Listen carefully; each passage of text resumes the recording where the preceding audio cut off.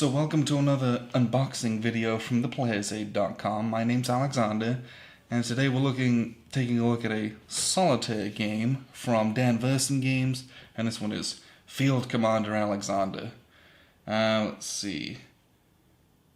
Yep, from DVG. So, the Field Commander series has Field Commander Napoleon, which I have played, this one, and then there's Field Commander Rommel as well. There's also like a Fleet Commander Nimitz game, which I don't know if that's a separate system. Not played that one, but it's a similar concept at least. But this is Alexander, so we're having Battles of Macedonia. This is a solitaire game where you play on a strategic map and you having big fights with all your units. So I'm going to crack this open. It's a 3-inch box, a whole bunch of maps in here, and we'll just get a look into what we've got here. This game was out of print for a while, and it was kind of hard to get a hold of, but it's available now, which is exciting. Okay, so the first thing, D6. This piece of cardboard was just filler for shipping, so don't have to worry about that. Okay, the Rulebook. Let's see. I don't know if it's a new edition or anything like that. It looks like you got decent picture color diagrams as you go through. It's kind of this like semi-gloss that they use. Not a daunting rulebook by any means, but 15 pages. This is a detailed turn and battle, campaign rules, linking all the campaigns together, because I think there's 4 campaigns in this game, I think. And this is different from Field Commander Napoleon, where you'd move guys around and then you play on a separate battle board. I believe you do your combat just kind of on the strategic board, I'm not sure. So we have 2 double-sided counter sheets, and this is very typical of your Dan Versen, where they're pre-rounded, so they're nice and easy to punch. We have things like war elephants, chariots, infantry, PE, not sure what that is. And then different factions. And you've got Alexander over here. And there's I don't know if there's just a reduced side. Looks like these are red, so that's probably a slightly less good version. And here we got a whole bunch of different markers. So you've got different battle plans. And here you'll be picking what kind of a battle plan that you're going to use. And there's I don't know if these are Alexander. You choose these ones. These might be enemy ones. Not sure precisely. But the battle plans dictate what you can and can't do in combat and how your actions go.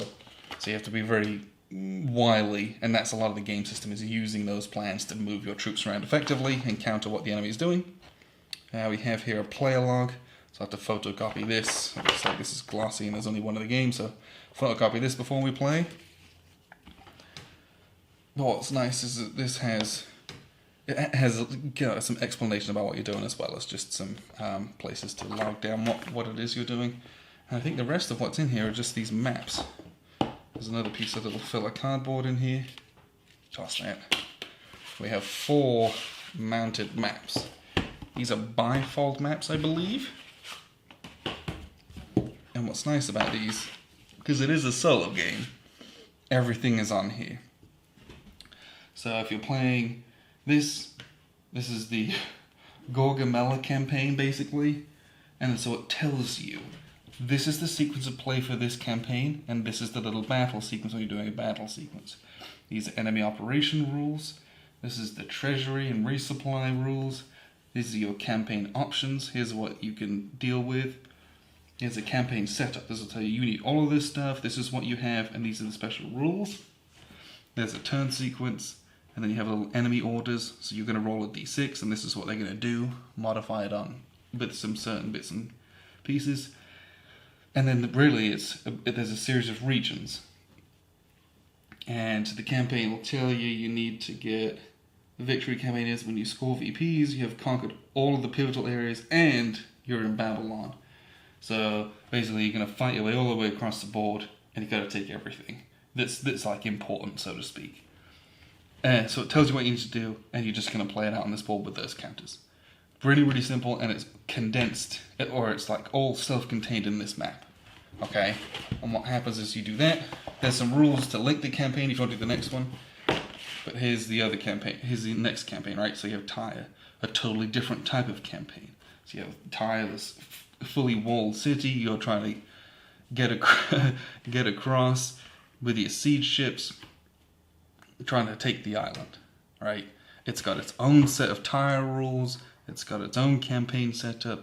The sequence of play is probably very similar, but different campaign options and different treasury bits and pieces if the campaign dictates so. So a very different style of campaign from the other one.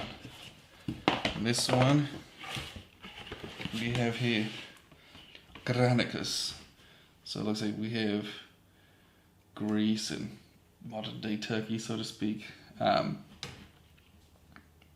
Again, divided up into regions, trying to capture everything with its own setup and rules. And that's what's really nice about this is you just pull one out, you play this, and then you're done with it. Move on to the next one. It's again, its own set of rules, its own little sequence of play, but you just basically do what it says, and then there's it's interesting where they kind of tuck these away. Well, this region, you might be moving in and out, but you can store units over here, you still can see enemy orders. But that's how these games work. They're self-contained on a map, which, as a solo player, it's really nice, because you don't have to have a whole bunch of charts and everything extra. Everything's on here, and you have a single piece of paper that you're writing down your little notes on, but that's just kind of logging at the end of a campaign, really. So, honestly, that's it. You get a lot of good game in here. I'm excited to read these rules. I've had a very, very fun time with Field Commander Napoleon, although I will say that I am terrible at that game. Like, I suck so badly. I'm not good at it. So I'm excited for a different type of challenge. Maybe I can get my teeth into this one and maybe win a campaign. But a good solo game should be very challenging, and I'm expecting this one to be as well. So this is Field Commander Alexander. It's not a new game, but it is one that's now recently available, 10 years after its original printing. So get your teeth into this one if you can. I'm very excited to play this. These are good solo games. They give you some strategic level combat and taking over, vast countries. So it's a nice change from a lot of the solitaire war games, which are tactical level in nature. This gives you just a different type of game. So appreciate you guys tuning in. This has been Field Commander Alexander from DVG. You'll see a review of this one coming soon once we kind of get through a few campaigns on this one. So appreciate you guys tuning in, and I've been Alexander from theplayersaid.com.